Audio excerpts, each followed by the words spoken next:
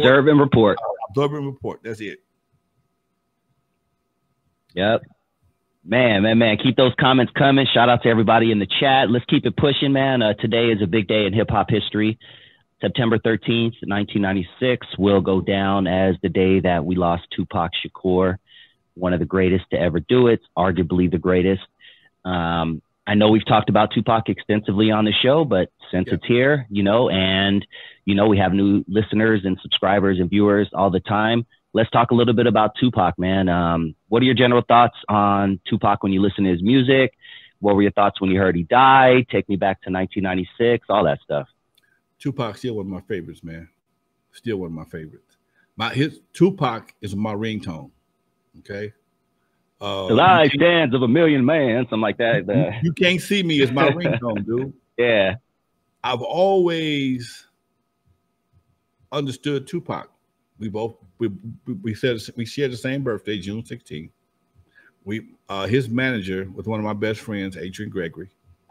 I've only met him a couple of times, and both times when I met him, you remember that little Tasmanian devil that, of course, the Bugs Bunny back in the day? Comes in, wreck shit. Yeah, the energy around him was like the Tasmanian devil. Okay. And I never had a real conversation with him. I spoke to him, hey, what's up? But I just stood back and watched how people responded to him.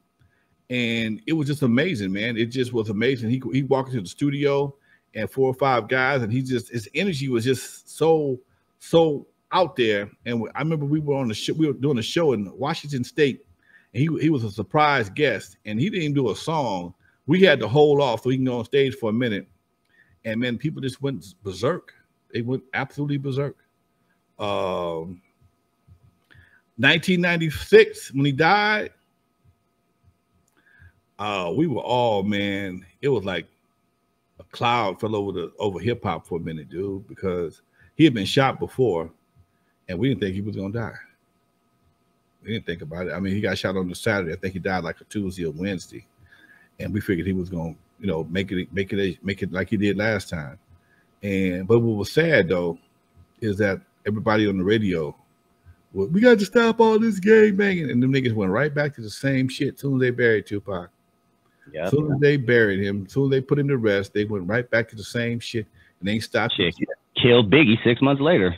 Okay, they ain't stopped it yet. And this is the sad part about the evolution and the decline of hip hop. Some people call it the evolution. I call it the decline, because we ain't never learned nothing. We don't never learn nothing. It's like it gets worse. You had 6 months between Biggie and Tupac getting killed. It was, I don't know, Eazy died in 94, so that was a couple years. And we lost some great ones, but it took a while before somebody else, I think, after Biggie died. I don't know who else got killed, but then after a while, it started picking up speed, like it was going downhill even faster. And here we are today talking about another brother getting killed. But it was always, you always feel the underlying vibe that nobody really likes this. Nobody really cares for it. But on top, the surface, everybody's rolling with it. Everybody wants to make you feel. Eazy died in 95. Thank you. They will correct you, right? They're gonna check my ass, okay? They will check. It wasn't March, it was April. Okay. It's like the underlying vibe is people know it's not right, but to be cool and not to buck the flow of what's going on right now, people seem like they want to accept it.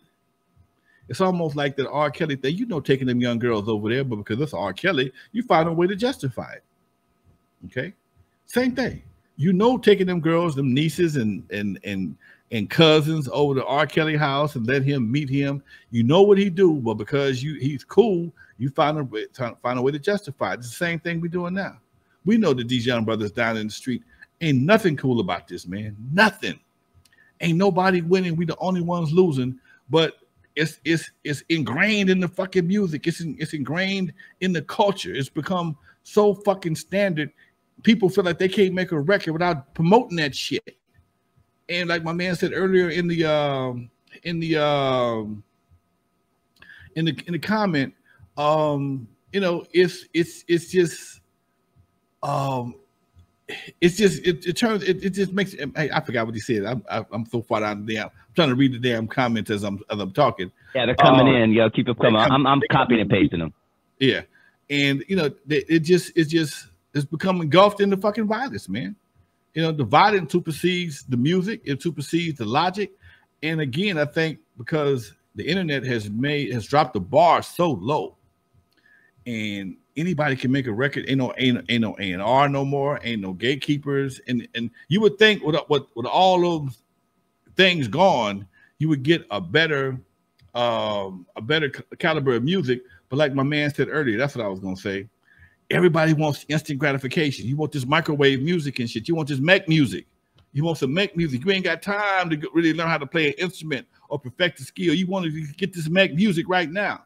Okay, get you this 99 cent, whatever it's going to be. Get these Mac nuggets and these Mac beats, and you know, get you some Mac chains and some Mac gold teeth, and you that Mac nigga for a little while. Okay, but ain't no longevity in this shit. Ain't no longevity. Okay, ain't no longevity. This shit comes in, it goes out, and you pretty much over with. You like a sky. I call them skyrockets. You go up and blow out. Matter of minutes, you go. Nobody know the fuck you are. Okay. Yeah. Something tells me they're not going to be bumping Lil Pump in 25 years like they're bumping Tupac. You know, I was so proud of JJ Fad, Kid and Play, to see them have a residency in a hotel in Vegas. Okay. That's huge, yo. I didn't even that's think I knew that. Shit, okay. That's major shit. Them folks was from the 80s and 90s. Kid and Play, CeeLo Green, JJ Fad, and somebody else. I think it's Eric B and Rakim. Okay. They got a spot. They got a regular recurring gig in Vegas. Doing their thing. Oh my God. That makes me so happy. Okay. But again, their music don't kill nobody. Okay. Ain't nobody dying in Supersonic. Ain't nobody dying with Kid and Play. And they bring back the days of hip hop when it was fun. Okay. My favorite time.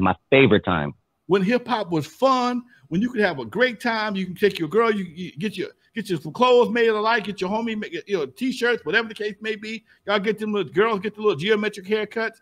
Brothers had little Jerry curls and shit, and you had a good time. And before hip hop went dark, I call it, I call it dark because when I look at the movies, I spend time watching movies, and I always make this reference when it comes to movies. Look at all the house party movies, and look at Boys in the Hood, then look at Menace to Society, and see how dark it gets. Everything changes. And you ain't seen nothing like house party. Ain't nobody had no more fun since then. Okay, you have seen nothing like the resembling that since then.